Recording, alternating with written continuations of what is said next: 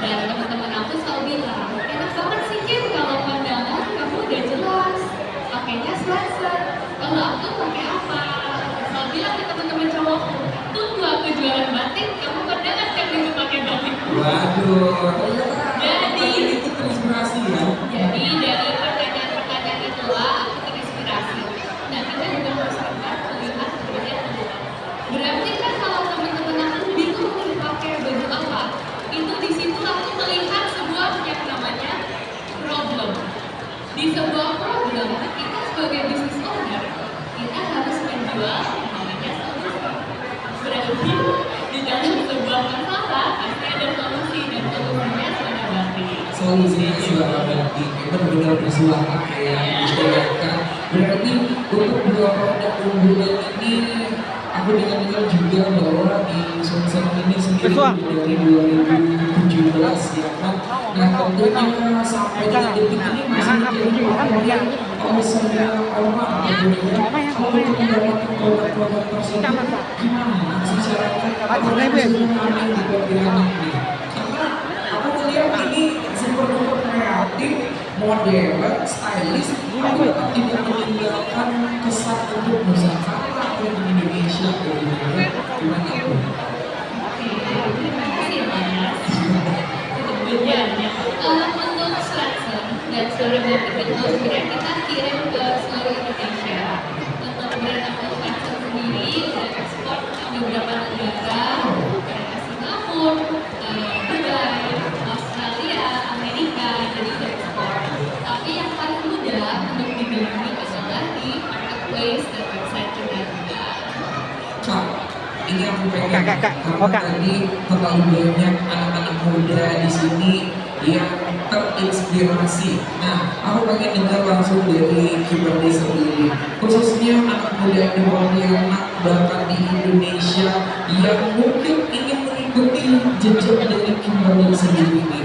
Kalau boleh tahu, ada hack atau tips yang bisa diberikan kepada kita semua untuk mereka-mereka yang mungkin baru mulai atau sudah terjun tapi masih ini mau basah atau mau setengah basah aja terjunnya gitu kan. Nah mungkin ada hack dan tipsnya dari Kimberly sendiri. Dan tips, aku selalu percaya di mana ada kesuksesan, di situ juga ada pengorbanan. Nah, kalau mau punya brand yang besar, tentu aja banyak yang dikorbankan. Waktu misalnya teman-teman lagi main, aku urus brand. Ya, jadi aku selalu percaya hidup adalah pilihan, ya. Jadi ketika kita memilih untuk sukses untuk apa ya kita juga harus pintar-pintar untuk memilih langkah-langkah kita.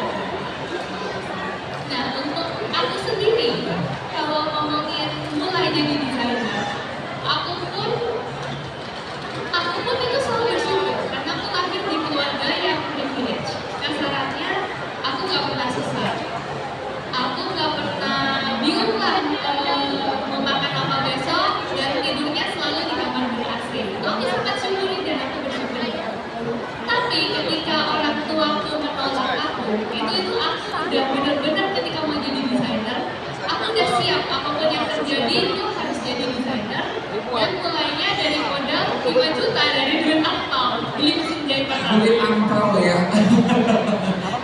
Dari duit angpau dikumpulin 5 juta, akhirnya beli mesin jahit pertama aku mereknya Sigar.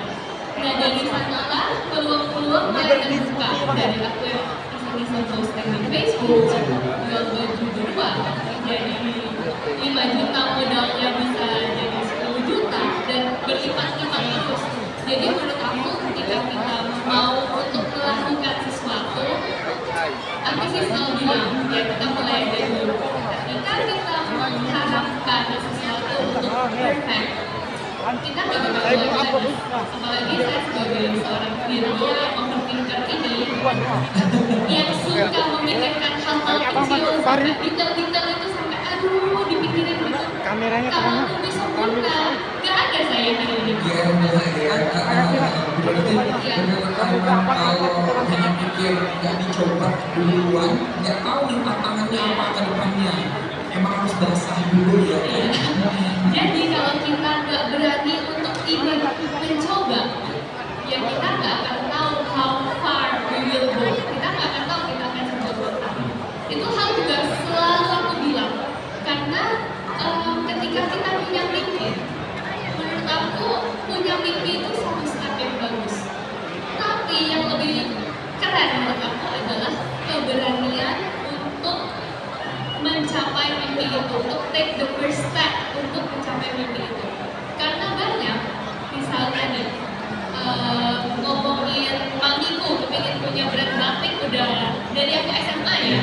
Kebetulan suara batik partneran sama mamiku juga.